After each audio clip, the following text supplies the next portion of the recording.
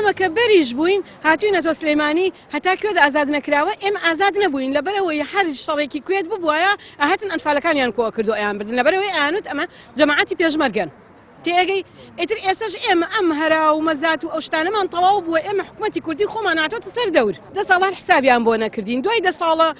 ساڵ موچەیان بۆ بڕینەوە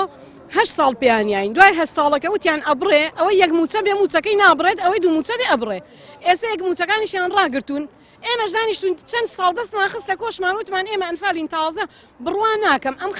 ئەم خاکە لە ئێمە زیاتر کەس ساحیبی بێ بەس ئێستا بە چاوێکی کەس سەیری ئێمەکەن و کەس گوێ لە مەناعاتمان ناگرێ و کەس گوێ لە داواکاریەکانمان ناگرێت ئێستا ئێمە لە درێژایی ئەو چەند ساڵێکەوە 35 ساڵە لە نورگە سلمان لە ڕزگار بوون لە دەستشاڵاوی ئەنفالی حکوومەتی عێراقی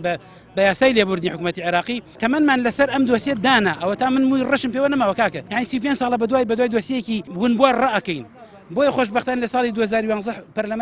پەرلەمانی کوردستان بە یاسای ژمارە 11 ساڵی 2011 ئێمە لە برگەیەکی یاساکە جێکراوینەوە قەرەبوو بکرین لە ڕووی مادی و معنەویەوە